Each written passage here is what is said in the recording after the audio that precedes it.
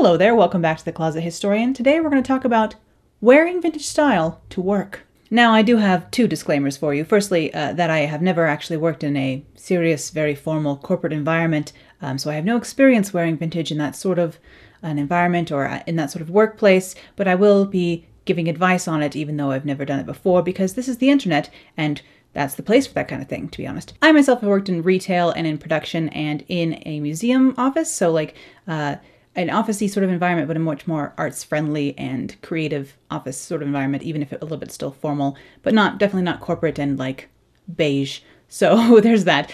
So my advice should be taken with that grain of salt that I myself have never worked in such a formal corporate environment, but hopefully these tips will be good for any sort of work environment for you. I'm trying to make them applicable to all sort of work environments. And a second disclaimer here, as usual, like my advice for wearing vintage style to school or how to feel less costumey in vintage, my real, number one message for you guys is to wear whatever you want. Wear what you like, wear anything you would want. Your self-expression is yours and yours alone, and all you really need is confidence when you're walking in anywhere wearing vintage style or any other kind of alternative style. You are going to get stares, looks, questions sometimes, but of course you just kind of have to accept that and just push past and not care what other people think about you.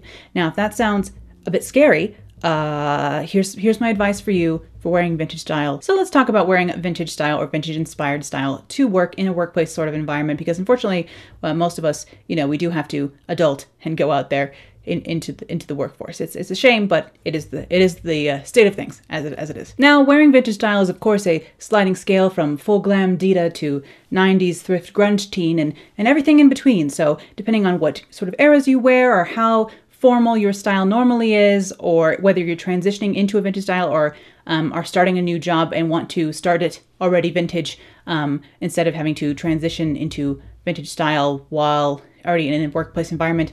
I'm going to cover all these different things here in this video, but of course it really depends on how vintage your style is, how different or alternative your style is, and what your workplace environment is like, whether it's something like retail, something a desk job, something public facing, something really corporate. Of course, both your style itself and your job both must be taken into consideration when deciding how much of your vintage self to express in the workplace. So my experience wearing vintage style to work began when I started wearing vintage, which was when I was actually working as a sales associate at Banana Republic. And of course, Banana Republic is sort of known for almost like business casual or like business wear for women. So dressing a little bit nicer and dressing vintage was totally fine and very acceptable there. I don't think I ever really there were a couple of times where I was wearing like full 1920s like finger waves, or like had victory rolls when I was doing a shift because I was going to do pictures or something later in the day, and I just had my full vintage garb on. And luckily I had really cool managers who were really chill with that, but I could see how in other locations or in corporate sort of environments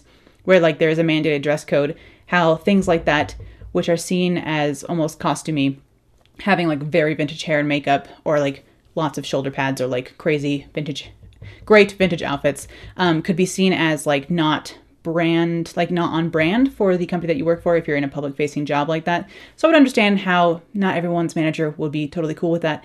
And I think that is something that you have to take into consideration when you are working for a company, is that especially in a public facing position in a company, is that you are a face of that company and they want you to blend in with their brand, which is why, it's nice to not have to work for any corporation. But I digress. The dress code at the time at Banana Republic was really just like no denim and like no crazy hair colors. So I remember not being able to dye my hair purple, and then not being able to wear denim. I think they changed the dress code by the time I left to include denim because they were really going much more casual at that time.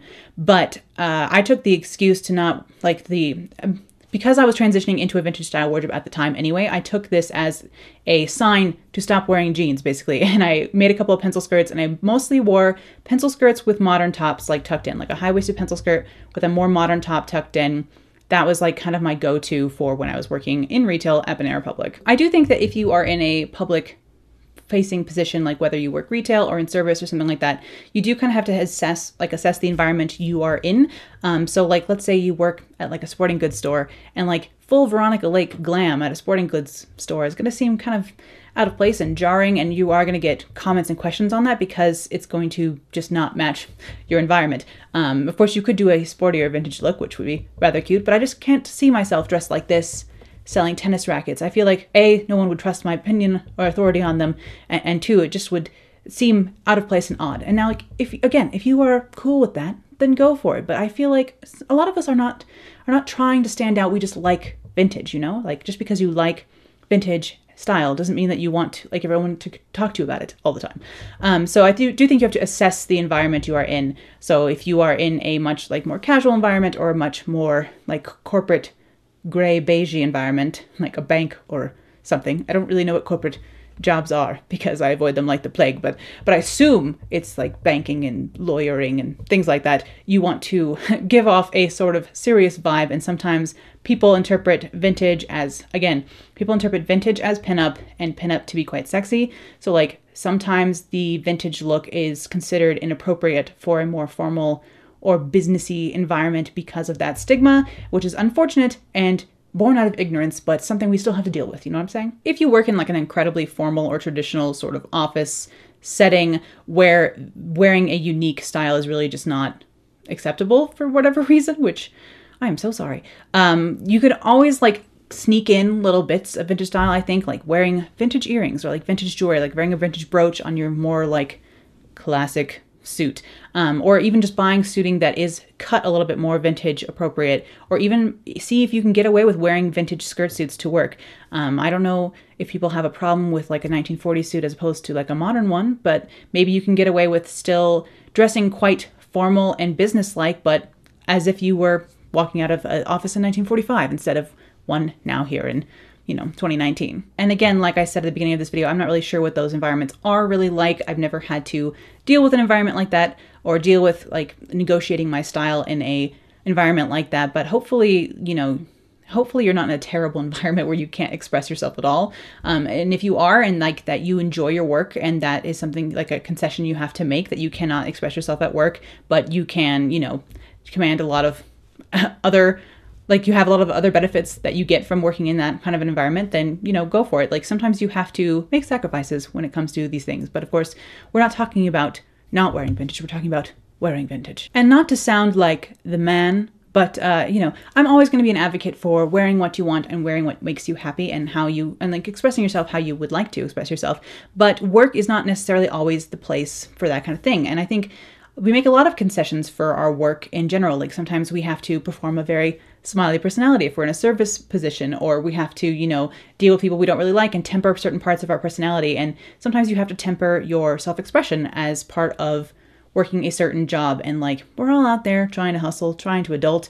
And sometimes you can't, turn up the vintage, which is a bummer, but it's still less bad than having to like, turn down your actual personality a lot, which is a real bummer. So hopefully you are in an environment where you feel safe to express yourself, both your personality and with your style. But if that is not the case, then I feel like it's totally understandable. And I really don't like this whole notion that like, if you don't wear vintage 100% of the time, you're not really a vintage lover, and you don't, like somehow you're less than because you wear scrubs to work, which I think is ridiculous. I hate the question like, well, do you wear vintage all the time? Because it's like, no, because when I go to work, I can't. And what am I going to do? Not work? I mean, So like that kind of thing really bothers me when it's like people in the vintage community or any style community really are held to a certain standard that like if you wear a t-shirt when you go to the movies with your brother at 11 p.m. at night to see How to Train Dragon 3, that, you should be judged as less than because you're not wearing vintage 100% of the time. Every time you leave the house, you're always in vintage. Hell, when you're around the house, you're wearing vintage. I just don't like that very strict standard, and I definitely don't think it applies to work. I don't think you're any less of a vintage lover if you don't wear vintage style to work. Do you wear vintage all the time? And if you say no, it's like you've lost the game, or like you've lost a contest. And like if there is a contest for someone, for who is the most vintage glam all the time, 100% of the time, Dita is just always going to win that contest. So like the trophy has been handed out. We can all stop playing, Sometimes adulting just requires some sacrifices. And if your, manager at Jamba Juice is a jerk who tells you to stop wearing your hair like that, or, maybe if people take you less seriously at the Wells Fargo for wearing red lipstick, you have to, adjust accordingly, because we're all trying to, make this adulting thing work and be able to pay rent and buy that next ColourPop released palette and things like that. So you got to do what you got to do and adjust accordingly to get through to hopefully a better environment and better job and better future with more vintage in the future. You know what I'm saying? Now I do have a few avenues or like specific sort of style categories to look into and possibly research if you are going to be wearing your vintage style to work, or if you are trying to find a like subset of your wardrobe that is like your sort of workwear vintage as opposed to like your fun novelty on the weekend vintage. And the first category here is going to be the shop girl, as seen in The Marvelous Miss Maisel to a higher fantasized degree, but also in films like Brooklyn or even in like Carol, for example, looking at what vintage shop girls wore. So if you, let's say, work in service or retail now, what were those people in those positions wearing back in the 40s, 50s, 60s? See what they were wearing to work and see if you can make that work for you and for your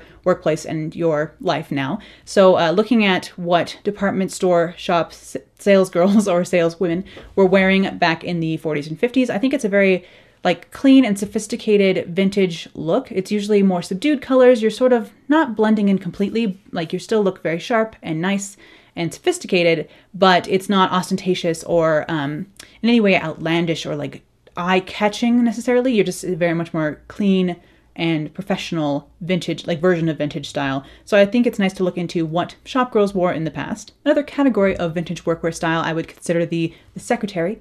Of course, this look is classic for a reason, and it nabbed, husbands for a reason as well, or stole husbands occasionally, if Mad Men's anything to go by. And of course, this can veer into Joan Holloway territory very easily. So it's, again, a sliding scale from how, if you want to be like sex symbol secretary, down to like frumpy librarian, and anywhere in between. Or some days you want to be one and some days you want to be the other. And it depends, again, on your office environment and your own personal style, but another avenue to look into would be like secretary style. And the third category I recommend researching or looking into as sort of inspiration for your workwear style would be the riveter, the 1940s woman at work, the women who went to take over the men's jobs while they were at war. This is a sort of, much more casual, almost much more, it can lean a little bit butch, which I don't mind, but scarves in your hair, coveralls, high-waisted jeans, t-shirts with but roll the cuffs a little bit and wear like bigger earrings with like much more casual clothes, things like that. I think this is an interesting,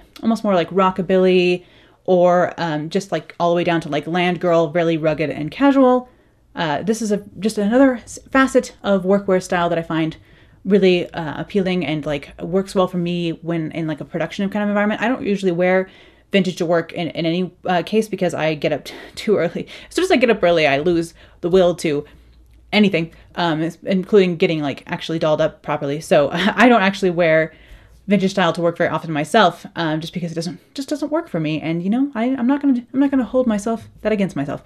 But I do think that Rosie the Riveter is a good style inspiration for those of us who are maybe working in production or in warehouses or working in jobs where we need to move around a lot and possibly can get stains or rips and things like on the clothes that we're wearing. So of course we do not want to wear our nice vintage things to work. We want to wear more hardy and rugged things. So look into land girl style, look into workwear that women were wearing, on the home front in the 1940s. It's a nice, more casual, vintage inspired look. And of course you can make this much more pinup and rockabilly by wearing like tight high-waisted jeans and like a cute little t-shirt tucked in, like a bigger earring and a scarf in your hair. It's like really rockabilly and cute. And like if you work at like Vans, like I think it's a cute look to be rocking at work. Vintage hair and makeup is very cute and also interpreted by many as like a burlesque and pinup and like sexualized thing. So I can understand why some workplaces are going to find pinup-y sort of makeup inappropriate, and that's because of that association and that ignorance, which is unfortunate. But like I understand, like from a manager's point of view, I would understand being like, hey,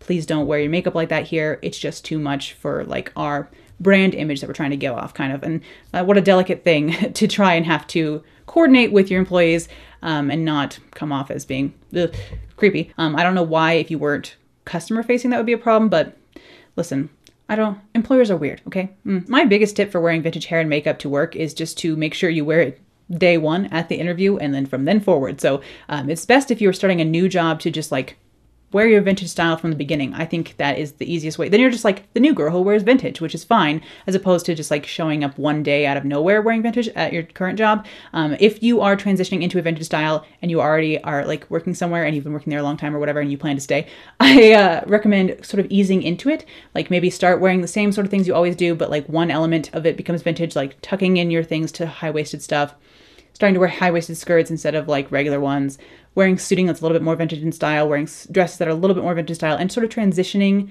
into a vintage style. That way you don't just get like a bunch of questions. Of course, again, as usual, This is just for people who don't want to be receiving comments all day or don't like, rocking the boat. If you want to come in and have everyone call you Veronica Lake all day, change your style overnight and come in looking like Dita Von Teese the next day. Why not? If you change your style all the time, then people probably won't be that surprised. But I think easing you into it is better on your wallet, honestly, and then better for the people around you too. Not it's like asking you like, "Oh, what are you doing later tonight? Are you going to a themed party or something?" You are going to get comments when transitioning your style, but the slower you do it, the less people will notice. Yes, the lighting has changed, and the sun has set outside, and people are making a lot of noise upstairs. But we're gonna power through, okay? We're gonna power through. Also, I would like to acknowledge that I understand the world is not an ideal place, and that we have to consider men, unfortunately, in this discussion of wearing vintage to work, because you may encounter men at work, which is a shame, but what are you going to do? And they may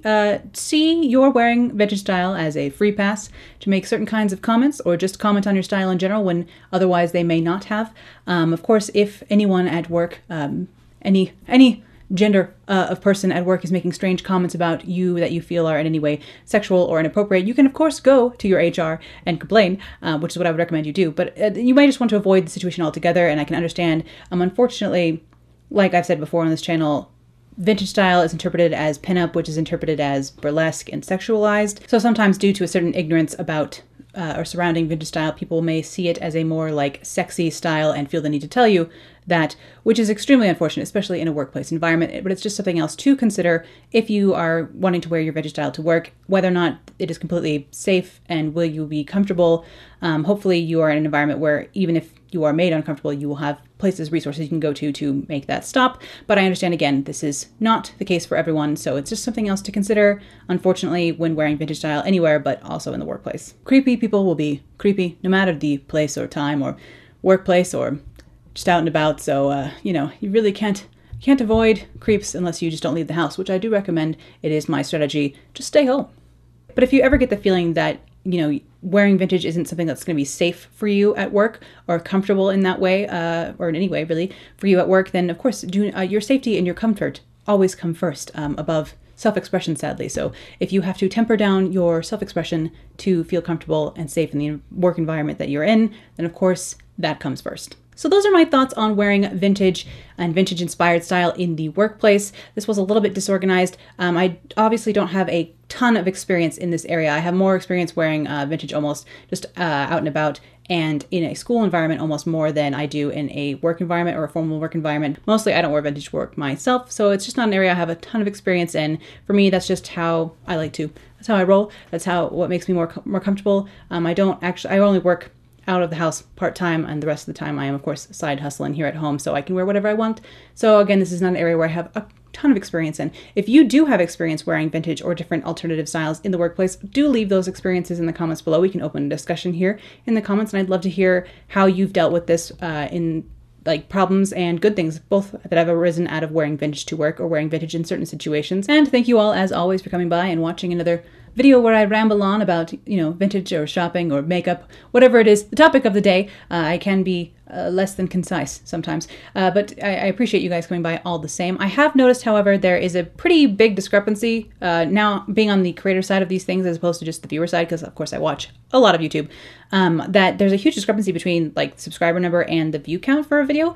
So I assume that YouTube is just not showing my subscribers all my videos, or any of them, possibly. I don't really know why there's such a huge discrepancy. It seems odd that 8,000 people would say they want to watch another video and then never do. It just seems a little bit strange. So if you want to make sure you catch every video of mine, I am actually going to start posting every single video of mine on my blog as well. So if you scroll down in the description, there will be a link to my blog. And if you follow that blog or sign up for email notifications from that, then you should be able to get every video that way as well. Then I think there also is a way to like set a notification on YouTube or like click a bell or something like that so that you are notified about every video I upload if that's something you are interested in. I just have noticed there's like quite a huge discrepancy, and I hate to be annoying and be like, ooh, hit this button and subscribe here and blah, blah, blah once you've already subscribed. But it's very clear that YouTube does not serve every video to your subscribers. It's odd, but I don't wish to be annoying, so you can completely ignore me as well. I know nobody really likes having dozens of notifications, and neither do I. But thank you as always for stopping by today. It was wonderful to see you all again here on the channel, and I will see you again soon. Bye.